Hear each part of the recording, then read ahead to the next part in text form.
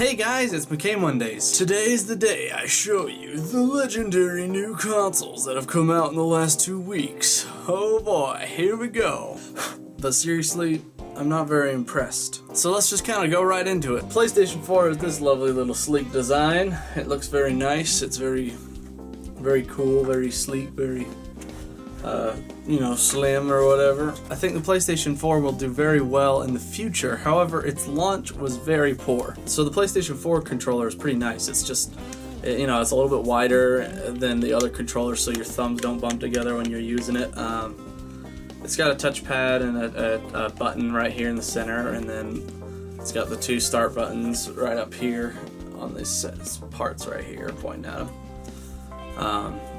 The triggers are kind of nice. The back triggers R2 and L2 because it has a spring, a really strong spring on them, so you can really get that precise press. Like maybe on a racer game or maybe some kind of thing where you have to do precision aiming or something. It's pretty cool.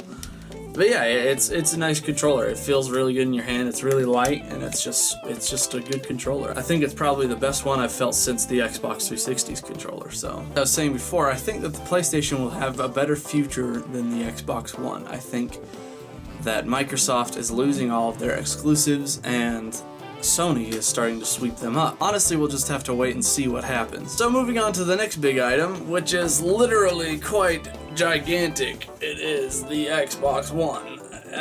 As you can see, it's pretty big. It's heavy as hell. There's the ports, and there's the side, and here's the size comparatively to my hand. It is gigantic. I don't know what they were thinking with this design, honestly. I think the PlayStation 4 is much prettier. Seeing that the components inside each one of the consoles are almost 100% identical, I don't understand why the Xbox One is so big. Moving on to the controllers, the controller for the Xbox One is, I think they kind of ruined it, honestly. They had the best controller last generation, but this time they just kind of, I don't know, they just kind of changed things and just not in a really good way. Like the bumpers sound like I'm clicking a mouse, and the start and select button, or sorry, the options and snap button, I don't know what they're called anymore. They're in a really weird spot. When I was playing it, I'd find myself reaching right here, like trying to press the button right there and here rather than right here and there. Like I kept going like this, and then, oh crap, I don't know, it's just, they're little things, and I think the D-pad is a little funky too. I don't know, it's just, overall I'm not very pleased with the Xbox One controller. It's not bad, and the rumble feature on the triggers when you shoot or something, it rumbles in the trigger. It's pretty nifty, it's kind of cool, but it's not anything to write home about.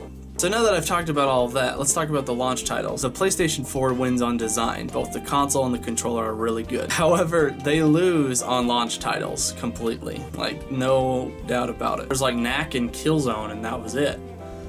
And I didn't really care to play any of those games. However, on the Xbox One, Dead Rising 3 and Killer Instinct, which both piqued my curiosity at the very least. Whereas the PS4, there were no games that were I at least want to try, I had zero interest in any of their launch titles. And Call of Duty Ghosts and Battlefield 4 and Assassin's Creed 4 do not count as launch titles because they're on other consoles. So now that you guys have heard my opinion about the whole thing, what do you guys think? Are you particularly looking forward to the Xbox One or the PlayStation 4? Or if you don't even care at all and you just stick to PC gaming, then tell me about that too. What do you think about the new Steam boxes? Go ahead and just post your comments and thoughts down below.